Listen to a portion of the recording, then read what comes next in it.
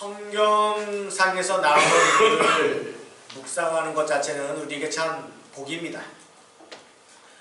왜냐하면은 이들의 장점과 단점을 통해서 우리의 신앙생활을 점검할 수 있기 때문입니다.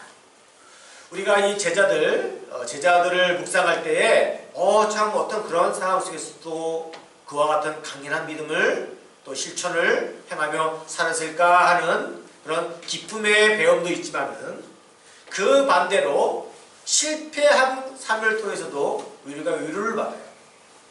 예수님의 제자들처럼 이렇게 위대한 사람도 간혹 실패할 수 있구나, 우리와 함께 별 차이가 없구나 라는 생각 때문에 우리가 용기를 새롭게 얻을 수 있습니다. 자, 오늘 우리가 읽었던 본문의 주인공은 도마입니다. 도마, 예수님의 제자 도마에 대해서 이 성경은 많은 부분에 대해서 기록하지 않았습니다. 총 이 요한복음을 모으게 되면은 3번 등장을 합니다. 요한복음에서 도마가 제일 처음에 등장한 것은 요한복음 11장입니다. 죽은 나사로가 예수께서 죽은 나사로 집에 다시 들어가시려고 했습니다. 그러자 여러 제자들이 반대했습니다. 예수님, 시방도 유대인들이 예수님을 잡아서 죽이려고 하는데 어찌 다시 그 나사로 집에 다시 들어가려 하십니까? 유다로 절대로 들어갈 수 없습니다라고 하는 제자들이 말릴 때입니다. 그래도 예수님께서 말씀했습니다. 나는 나사로 집에 갈 것이다. 나사로가 잠들었도다. 내가 깨우려 할 것이다 라고 해서 예수님은 나사로 집에 갈 것을 거듭 말씀드렸습니다. 그럴 때에 다른 제자들이 다 우물쭈물할 때에 도마가 용기 있게 대답을 했지요. 우리도 주와 함께 죽으러 가자. 죽으러 가자. 얼마나 용기 있는 그런 답변입니까? 이게 첫 번째 도마가 보여준 이미지입니다. 두 번째 등장은 요한복음 14장입니다. 예수님께서는 잠시 후면 이 세상을 내가 떠나서 아버지께로 가겠다고 얘기했습니다. 그것에 가면 너희를 위해서 넓은 처소를 준비하겠다 그랬습니다. 그러고 나서 내가 이제 너희를 가게 되면 너희가 나를 만나지 못할 것이고 만날 것이다 라고 하니까 도마가 되게 불안했어요. 주께서 어디로 가시는지 우리가 알지 못하고는 어떻게 우리가 그 길을 알 수가 있겠습니까? 그죠? 어둠컴컴한 그러한 부정적인 마음을 표출했어요. 희망이 사라졌다라는 거예요. 우울해졌어요. 이 도마의 행동을 보게 되면은 우리가 교양 서적으로 읽었던 존 번연의 철로 역정을 보게 되면은 천국을 향하여 갈 때마다 많은 시험거리가 따라오는데 그 중에서 공포, 낙심, 큰 두려움이라는 것이 계속 뒤따라왔던 주인공처럼 아마 이 도마가 이 부분에 휩싸였어요. 그에게는 공포심이, 또 낙심이, 두려움이, 부정적인 것이 그의 마음속에 찾아온 것이 두 번째 우리에게 각인시킨 이미지입니다. 그 다음에 세 번째로 등장한 것이 오늘 본문이에요. 오늘 본문에서 보여준 도마의 행동이 무엇입니까? 우리는 너무나 잘 알고 있는 말씀이죠. 예수님이 부활하셨습니다. 여러 제자들은 예수님 부활하신 것을 다 알게 됐습니다. 근데 마침 그 자리에 도마 한 사람만 빠졌어요. 그래서 다시 이제 제자들이 도마에게 야, 우리가 살아계신 예수님 보았다. 예수님 부활하셨어 라고 이야기를 했을 때에 이 도마는 예수 그리스도에 대한 부활을 도저히 믿지 못했습니다. 내가 직접 예수님의 못자국을 보고 본 것뿐만 아니라 그 못자국에 손을 집어넣어보고 또 옆구리에 손을 집어넣고 보지 않고는 내가 도저히 믿지 못하겠노라 라고 했습니다. 그런데 24절 오늘 그 12제자 중 하나인 도마를 설명할 때 있어서 원문을 보게 되면은 거기에 접속사 그러나가 빠져 있습니다. 한글 성경에. 근데 원문을 보게 되면 이 그러나가 있어요. 그러나 이제 그러나 이것은 그 이후에 나오는 모든 문장이 부정적인 시각으로 진행되는 거예요. 다시 말씀드리면은 그러나 12 제자 중에 하나로서 디두모라 불리는 도마는 이거 자체가 다 부정이에요. 부정적인 삶을 살아가는 도마의 성향을 적나라하게 표현한 것이 이 접속사에 깃들여 있습니다. 뿐만 아니라 그의 이름을 도마라 부르지 않고 그 안에 12 제자 중에 하나로서 디두모라, 이건 헬라어예요. 도마를 불주는 지칭하는 헬라어인데, 아무튼 그러나 12 제자 중에 하나로서 디두모라 불리는 이 디두모라는 것 자체가 문제입니다. 쌍둥이라는 뜻이에요. 그런데 실제로 도마가 쌍둥이인지 아닌지는 우리가 알 것이 없어요. 근데 성경에서 이렇게 거듭거듭 부정적인 분위기 속에서 디두모라는 쌍둥이를 언급하는 것 자체는 뭐냐면은 그의 성격 자체가 이중적이라는 거예요. 겉보기와 다른 그 내면 세계가 아주 복잡하다라는 것을 간접적으로 시사하는 것이 디두모라는 도마라는 말 속에서 끄집어냅니다. 자, 한번 정리해볼까요? 지금까지의 도마가 갖고 있던 이미지. 그는 매우 용감했어요. 요한복음 11장에서 열정이 있었어요. 다른 사람 앞에 속에서 리더십도 발휘할 줄 알았어요. 그런데 한가운데 이렇게 들여다보게 되면 그는 영적인 면에 속에서는 좀 미숙함이 없지 않아 있었어요. 하나는 것이 디두모라고 불렀더니 이중적인 성격이에요. 누군가의 앞에 속에서는 밝고 쾌활하고 적극적이고 열정이 있었지만은 그러나 보이지 아니하는 곳 속에서는 부정적이에요. 육적인 욕심이 아직 계속 그 내면을 지배하고 있어요. 근데 곰곰이 돌이켜보게 되면은 그것이 오늘날 살아가고 있는 이 현대인의 삶과 얼마나 이렇게 오버랩되는지 모릅니다. 우리도 전형적인 도마의 모습이 있어요. 겉으로 볼 때는 용감한 것처럼 보이고 씩씩한 것처럼 보이고 산의 뒤에 산처럼 보이는데, 그러나 어느덧 우리 마음속에 우울이 지배하고 그래서 부정적이고 할 수만 있다면은 모든 것에 부정적인 시각으로 바라보는 것 자체가 우리의 삶, 그래서 오늘 제목했던 것처럼 의심이 많은 도마의 삶이 바로 현대에 살고 있는 우리들의 삶이라는 거예요.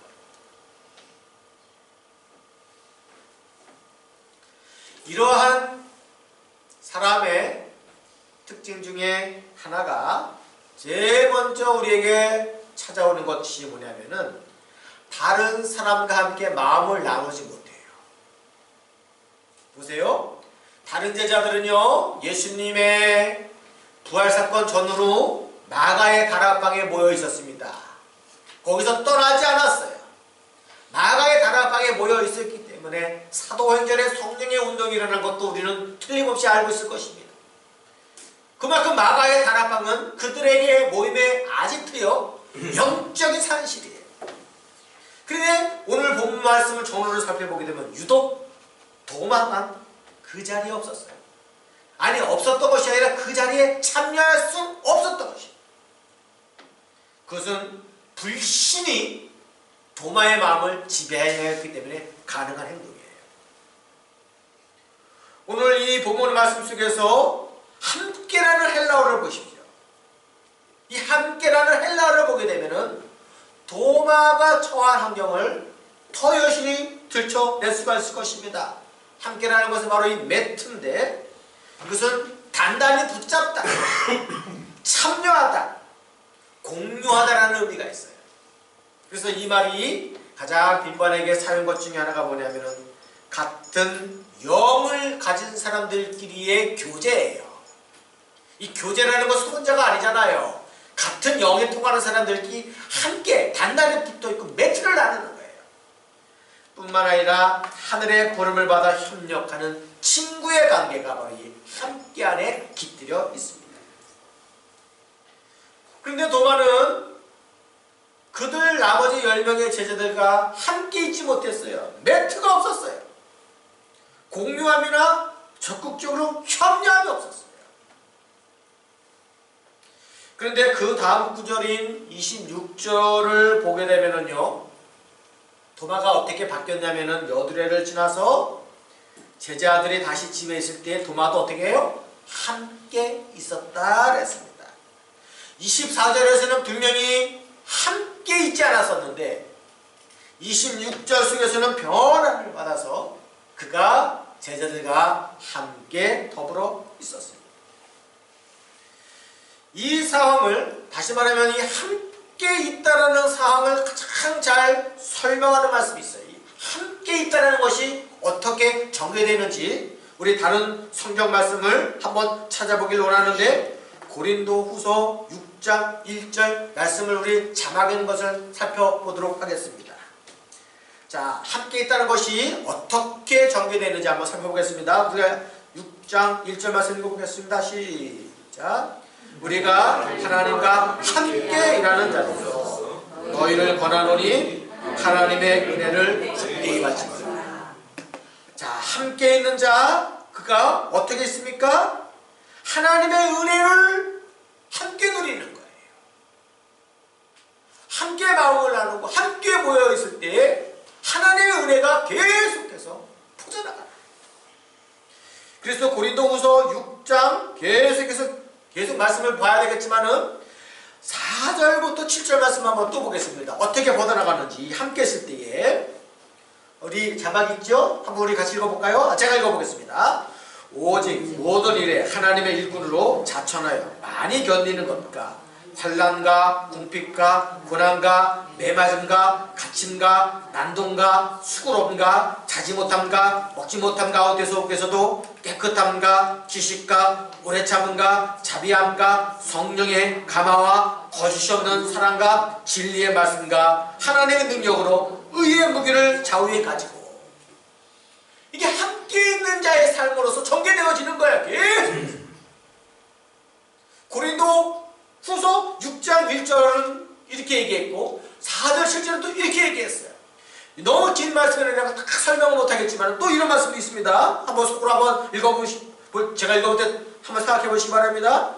우리를 속이는 자 같으나 참되고 우리는 무명한 자 같으나 유명한 자요, 죽은 자 같으나 보라 우리가 살아있고 징계를 받은 자 같으나 죽임을 당하지 아니하고 근심하는 자 같으나 항상 기뻐하고 가난한 자 같으나 많은 사람을 부유하게 하는 거요, 아무것도 없는 자 같으나 어떻게 해요? 모든 것을 가진 자로다.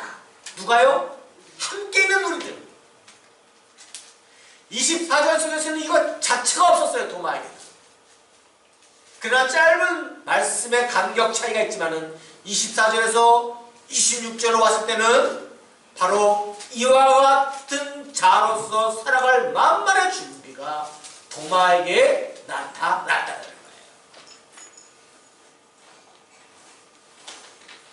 그런데 이것은 고린도 후서 교인들에게 썼는데, 이 고린도 후서를 쓸 때에 우리가 더 유념하게 살펴봐야 할 것 중에 하나가 있는데, 그것은 고린도 후서 6장 11절로 13절 계속 이어지는 거예요. 그 말씀이.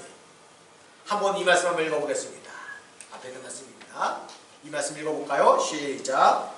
우리 너희들이여 너희를 향하여 우리의 입이 열리고 우리의 마음이 넓어졌으니 너희가 우리 안에서 좁아진 것이 아니라 오직 너희의 심정에서 좁아진 것이니라. 내가 자녀에게 말하자니 보답하는 것으로 너희 마음을 넓히라. 자, 지금 24절만 한번 보겠습니다. 24절에서는 도마는 그들과 함께 있지 못했어요. 그렇기 때문에 함께 환난을 당하고 고난을 당하고 사망을 당하는 큰 자리에 나갈 수가 없었어요. 근데 26절에는 이 고린도 후서에서 언급된 모든 삶을 살 수 있는 만반의 준비가 되어 있습니다. 그런데요, 고린도인들과 도마가 갖고 있는 공통점이 있어요. 그것은 제가 앞에서 언급했던 것처럼 이중성이에요. 이중성. 도마는 겉으로 볼 때는 용감하여 씩씩해요. 그러나 내면적에서는 부정적이라 그랬어요. 우울한 마음을 갖고 있다 그랬어요. 마찬가지로 고린도 교인들도 마찬가지예요. 고린도 교회는요, 우리가 잘 알다시피 은사가 뛰어났습니다. 성령과 예언과 각종 방언이 그야말로 풍성하게 넘쳐났던 교회가 바로 고린도 교인이에요. 그런데 우리가 잘 알다시피 고린도 교회처럼 온갖 문제를 안고 있는 교회가 없어요. 이방인에게도 없을 법한 온갖 죄악이 그들에게 난무했고, 잘 알다시피 나는 바울파요, 나는 베드로파요, 나는 아볼로파요, 나는 그리스도파요, 네 개의 파로서 파벌 싸움이 일어났던 것이 바로 이 고린도 교회예요. 한마디로 말하면 영적으로 매우 어렸던 교회들이 바로 이 고린도 교회이요, 또 도마의 자세입니다. 그런데 이 말씀처럼 보세요. 고린도인들이요, 내가 어린 자녀들에게 말하는 것처럼 말하노니 네 좁아진 마음, 네 속마음을 넓혀라. 모레 그러한 말로서 도마에게 아마 이런 말씀할 거야. 야 도마, 좀 삐지지 마, 좀 언짢아하지 마, 좀 우울증에 빠지지 마, 부정적인 시각 가지지 마. 고린도인들이여, 너희의 속마음을 좀 넓혀라. 너희를 향하여 우리의 입이 열리도록 네 마음의 문을 활짝 열어라는 거예요. 먼 고린도 교인에게 그렇게 가르쳐줬지만은 24절에는 도마에게 분명히 이와 같은 말씀을 했기 때문에 26절에 비로소 도마가 여드레를 지나서 온 제자들과 함께 더불어 그 자리에 있었던 것을 우리는 잘 알 수 있습니다. 마찬가지입니다.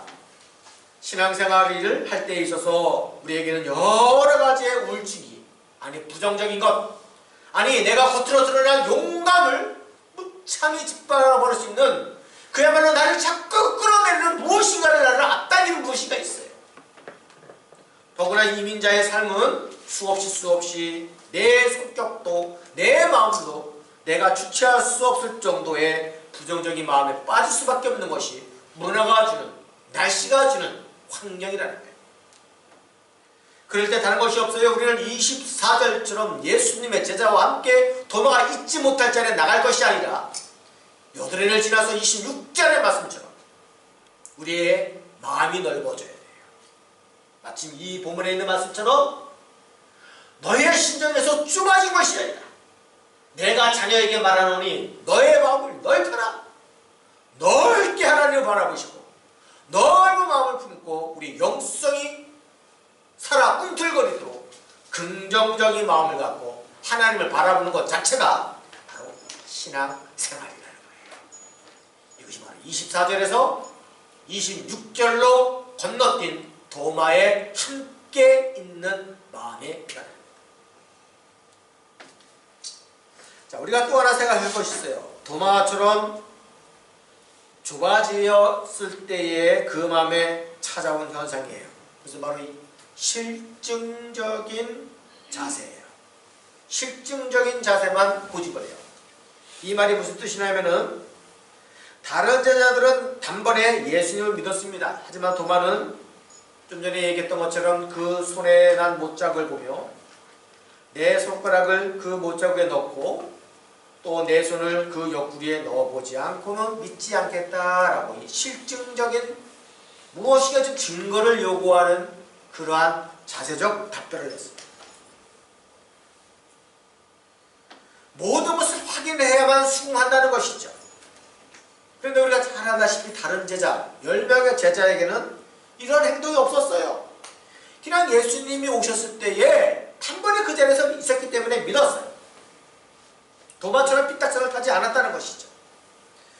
그래서 저는 생각합니다. 이 세상에서 실증주의보다도 더 위대한 것은 순수한 믿음이에요. 순수한 믿음. 그런 이유로 주님께서 나중에 말씀하실 때 보지 못하고 믿는 것이 더 복되더라고 칭찬했어요. 보지 못하고 믿는 것 자체, 꼭 증거주의는 아니라는 거 있어요. 그러면 왜 도마는 이처럼 실증주의, 증거주의에 빠졌는가? 그는 너무나도 계산적이에요. 또 그것보다 더 계산적인 것보다 더 큰 문제는요, 그 내면에 확고한 믿음이 없었어요. 믿음이 없었어요. 도마의 마음속에서는 이중적인 마음이죠. 겉보기가 다른 그 내면 속에서는 늘 불신이 지배했어요. 그러한 사람은요, 하나하나 따지듯이 살아가요. 어떤 문제를 보게 되면 좁게 보고 경멸적으로 해석을 해버리죠. 그러니 전혀 믿음으로 나갈 수가 없는 것입니다. 근데 사실은요, 도마보다도 더한 예수님의 제자가 있죠. 잘 알다시피 빌립이에요. 오병이어 사건이 나왔을 때 예수님이 일부러 빌립을 시험코자 함이라는 뜻에서 시험하려고, 야 빌립아, 이 수많은 사람들에게 떡을 주려고 하는데 이 사람들을 어떻게 먹이지? 라고 했을 때 이 빌립은 그 자리 속에서 팍팍 계산했어요. 적어도 200데나리의 떡이 있어야만이 먹을 수 있습니다. 얼마나 수적인 능력이 뛰어난지 몰라요. 단번에 사람 숫자와 거기에 들어가는 빵 비용을 풀어낸 사람이 바로 빌립이에요. 그죠? 이 수리 능력이 뛰어난 사람은 하나님의 축복이에요. 또 어느 날 내가 곧 길이여 진리여 생명이 나로 말미암지 않고는 아버지께 올 자가 없다라고 했고, 너희가 나를 알았다면 내 아버지도 알았으리라 라고 예수님이 말씀하신 적이 있어요. 그럴 때에 빌립이 대뜸 하는 말이 있어요. 주여, 아버지를 우리에게 보여주옵소서. 아버지를 우리에게 보여주옵소서라고 무엇인가 증거주의를 주장하는 것 자체가 바로 이 빌립이에요. 다시 말씀드리면 도마보다도 더 증거주의를 더 계산적으로 더 수리적으로 꼼꼼하게 살폈던 사람이 바로 이 빌립이라는 거예요. 그런데 빌립은 나중에 보면 달라졌죠. 도마와 전혀 다른 삶을 살았어요. 부활사건을 믿었던 자가 바로 빌립이죠. 그런데 잘 알다시피 도마는 거기에 진전이 없었어요. 그러니 도마 같은 사람은요, 매우 민감해요. 아주 작은 것부터 모든 것을 따져가면서 계산하기 때문에 그 자체가, 다른 사람이 아니라 그 삶 자체가 힘이 답답해지는 거죠. 근데요, 이 세상은요, 계산적으로 설명되어지지 않는 부분이 너무너무 많아요. 아무리 똑똑한 과학자라 할지라도 과학으로 입증되지 않는 무수한 것이 이 지구상에 얼마나 존재하는지 몰라요. 저는 결혼 이후에 죄송하지만 제 아내에게 늘 들었던 말 중에 하나가 뭐냐면은 계산적으로 맞지 않는다는 거예요. 지금은 가계부를 쓰는지 안 쓰는지 저는 모르지만 신혼 초부터 제 아내는 늘 가계부를 썼는데 항상 하는 말이 계산이 안 맞아, 계산이 안 맞아. 도저히 살 수 없어, 도저히 살 수 없다는 거예요. 근데 지금까지 와보면 살았어요. 수없는 어려움 속에서도 계산적으로 사라지지 않지만은 결국 사라지더라는 거예요. 이 계산적으로 맞아 떨어지지 않는 삶을 살아가는 삶이 뭐 거창하게 해석할 필요는 없지만은 저는 기적이라고 생각합니다. 기적. 지금 예수님은 이 부활 사건이 기적 중에 가장 큰 기적이에요. 이 기적, 부활 사건을 수리적으로, 계산적으로, 실증적으로는 설명할 수가 없어요. 이것을 믿고 따라하는 것 자체가 바로 부활신앙 아닙니까? 우리의 삶 곳곳에 속에서는 이와 같은 수많은 기적이 도사려지고 믿음으로 이 노래, 아까 찬송 불렀던 것처럼 이 노래 아무 증거 아니 배워도 믿음만을 갖고 걸어가면 하나님께서 반드시 보여주신다는 거예요. 저는 이 기적이라는 단어를 볼 때 장영희 교수님의 생각이 나요. 얼마 몇 년 전에 돌아가셨던 서강대 영문학과 교수. 그분의 책 중에서 살아온 기적, 살아갈 기적, 곰곰이 한번 뒤집어 봤어요. 책 제목이 어떻게 살아온 기적, 살아갈 기적으로 표현했는지. 근데 가만히 곰곰이 생각해보게 되면은 그분이니까 이런 단어가 그의 문틀에서 쏟아져 나온 거예요. 보세요. 어느 날 이분이 갑작스럽게 3년이라는 공백이 사라졌어요. 근데 이 3년 동안 이 장 교수님이 항암 치료를 24번이나 받았어요. 3년 동안. 체력이 안 돼서 체력 키우다가 다시 항암 받고, 백혈구 수치가 높다 보니까 긴장 속에서도. 3년 동안 이분이 썼던 것 자체가 글인데요. 자기가 링겔병을 빼고 시원하게 샤워 한번 해봤으면 소원이 없겠다. 좀 고통 없이 좀 편안하게 단잠을 잤으면 소원이 없겠다. 심지어는 다른 사람의 도움을 받지 않고 화장실을 자유롭게 오고 갔으면 손해 없겠다. 그런 글을 썼어요. 더구나 그는 어릴 때부터 소아마비, 중증 소아마비예요. 다른 사람의 도움이 없이는 절대로 혼자 일어 설 수 없는 그러한 사람인데, 놀랍게도 장 교수님은 혈련단시엔 뉴욕으로 유학을 떠났어요. 7년 동안의 박사과정을 했는데 그거 자체가 기적이라는 거예요. 정상인도 아닌 다른 사람의 도움도 없이 설 수도 없는 사람이 어떻게 뉴욕에 가서 7년을 버텼을까?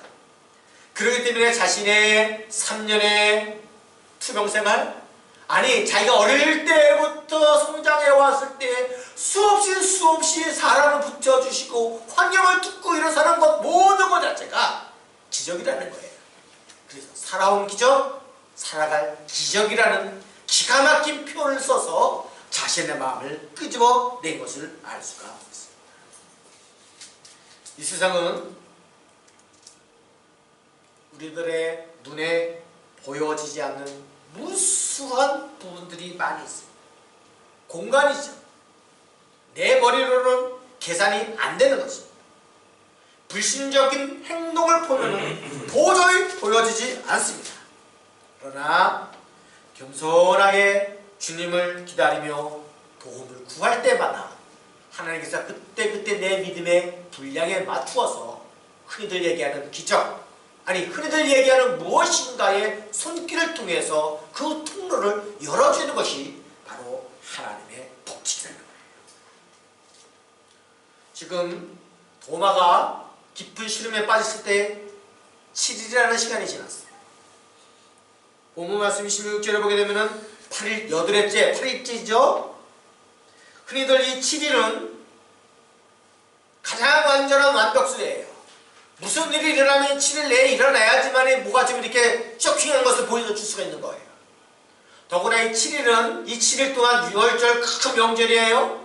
무엇인가 기대했던 기간이 바로 7일인데 사람의 판단으로서는 이 모든 것이 헛수고가 되어버렸고 오히려 8일째 전혀 사람들이 기대하지 않는, 아니 이제는 끝이다 라고 스스로 결정을 내렸을 때인 것이 바로 이 8일째인데 그 8일째에 예수 그리스도가 그들에게 나타난 것을 알 수가 있습니다. 성경은 이 부분을 지칭하여 이 세상에서 불신자의 삶을 살아가는 사람을 이 세상의 지혜자, 통치자들의 지혜자라고 표현을 했어요. 그런데 하나님의 기적을 체험하며 믿음의 눈을 갖고 살아가는 자에게는 은밀한 가운데 있는 하나님의 지혜, 은밀한 곳에서 역사하시는 하나님의 지혜로 표현을 했습니다. 이것은 제 이야기가 아니라 성경 얘기예요. 다시 고린도전서, 아까 고린도후서인데요. 고린도전서 2장 말씀을 한번 가보겠습니다. 2장 말씀. 고린도전서 2장. 자, 믿음이 없이 지극히 평범하게 살아가는 사람에게는 이 세상의 지혜, 통치자의 지혜로 살아가지만 우리가 살아온 기적, 살아갈 기적을 기대하며 살아가는 사람에게는 은밀하게 역사하는 하나님의 지혜가 있어요. 그거를 의미해서 한번 이 말씀 한번 읽어보겠습니다. 오직 시작. 오직 은밀한 가운데 있는 하나님의 지혜를 말하는 것으로서 곧 감추어졌던 것인데 하나님이 우리의 영광을 위하여 만세전에 미리 정한 것이다. 이 지혜는 이 세대의 통치자들이 한 사람도 하지 못하나니 만일 알았더라면 영광의 주를 십자가에 못 박지 아니하였으리라. 기록된 바 하나님은 다시 9절이요. 그럼 시작. 기록된 바 하나님을 자기를 사랑한 자를 위하여 예비하신 모든 것은 보지 못하고 듣지 못하고 사람 마음으로 생각지 못하였다 함과 같으리라. 아멘. 실증주의자, 그들은 똑똑하게 얘기하자면 이 세상의 지혜라고 얘기해요. 아니 통치자들의 지혜라고 얘기해요. 그런데 이 세상에서는 은밀하게 역사하시는 하나님의 지혜가 있어요. 하나님의 지혜가 있어요. 우리는 믿음의 눈을 통해서 그걸 바라봐야 돼요. 저는 성경 중에서 정말 가장 좋아하는 성경 구절 하나가 바로 오늘 본문에 나오는 고린도전서 2장 9절 말씀이에요. 고린도전서 2장 9절. 이것은 하나님께서 은밀하게 역사하시는 그의 지혜를 우리의 삶 속에서 들춰내시는 거예요. 기록된 바 하나님이 자기를 사랑하는 자를 위하여, 다시 말씀드립니다. 기록된 바 하나님이 자기를 사랑하는 자들을 위하여 예비하신 것은 눈으로 보지 못하고 귀로도 듣지 못하고 사람의 생각으로도 사람의 마음으로도 생각지 못했다는 기적이죠, 기적이죠. 그런데 세상 사람들 말하는 기적을 하나님께서 이렇게 들춰내 주신다는 거예요. 이 말씀을 고린도전서 2장 9절 말씀을 우리가 이 각주죠 간주 성경을 보게 되면 여기를 이 말씀을 쫓아가게 되면은요, 이 말씀이 지칭하는 것은 구약성경 이사야 66장 17절을 가리키고 있습니다. 거기에는 보라 내가 새하늘과 새 땅을 창조하나니 이전 것은 기억되거나 마음에 생각은 나지 아니할 것이다. 새롭게 모든 것을 바꿔주셔요. 도마를 보십시오. 의심 많은 도마가 지금까지는 부정적이요, 우울적이요, 모든 것을 낙심적인 마음을 갖고 하나님 앞에 나왔지만은, 그러나 예수 그리스도를 만나고 나서 26절 이후부터는 예수 그리스도를 확인하고 나서 어떻게 고백하냐면은 나의 주시요 나의 하나님이시다라고 고백을 했습니다. 새하늘과 새 땅이 되었어요. 이전 것은 다 지나갔고 기억되거나 마음에 생각나지 않는 새 사람이 되었어요. 기적을 체험한 하나님의 사람이죠. 그래서 도마가 이후의 삶이 어떻게 됐습니까? 우리가 잘 알다시피 의심 많은 도마는 오히려 하나님의 열렬한 복음의 증거자가 되었어. 12명의 제자들 중에서 가장 먼, 오늘날 우리가 지칭하고 있는 인도, 아니 태국의 파티아 지역까지 와서 하나님의 말씀을 증거한 자의 삶을 사는 것을 알 수가 있습니다. 더구나 자신이 평소에 그 옆구리에 손을 집어넣어보고 라는 그 말씀처럼 예수님의 제자 중에 모든 제자, 사도 요한만 제외한 모든 제자들이 다 순교를 당했는데, 이 도마는 창에 자신의 허리가 찔렸는데 그것이 꺾였대요. 허리가 꺾인 상태로 순교한 끔찍한 일을 당했는데, 그 순교하는 과정 속에서도 얼마나 이거 도마가 감사한 것 같고 아마 생각을 했을 거예요. 그 옛날에 내가 예수님의 옆구리에 손을 집어넣어보고라는 그 말씀이 생각나서 마침 자기가 그와 같은 죽음으로서 순교를 당한 것이 오히려 자랑스러운 듯한 표정을 갖고 하나님의 순교를 덤덤히 받아들인 것을 알 수가 있습니다. 우리는 오늘 이 본문의 말씀 도마의 삶을 통해서 우리의 삶을 한번 되돌아봐야 돼요. 우리의 삶이 새 사람이 돼야 돼요. 보라 내가 새하늘과 새 땅을 창조하니 이전 것은 기억되거나 마음에 생각나지 아니하는 그야말로 하나님의 통치를 이뤄갈 수 있는 하나님의 사람으로 우리의 삶이 바뀌어야 됩니다. 하나님은 그러한 자에게 이 세상의 지혜가 아닌, 통치자의 지혜가 아닌 하나님의 은밀한 지혜를 우리에게 기적이라는 이름을 통해서 우리가 눈으로 보지 못하고 우리가 귀로도 듣지 못하고 사람의 마음으로도 생각지 못할 것들 이상만큼이나 풍성인 하나님께서 우리에게 놀라운 축복을 허락해 주신다는 사실을 기억하며 의심 많은 도마가 새로운 땅, 새 기쁨 속에서 살아가듯이 이번 한 주 동안 우리가 힘찬 삶 속에서 승리할 수 있는 귀한 성도가 되어지길 주님의 이름으로 축원합니다. 아멘.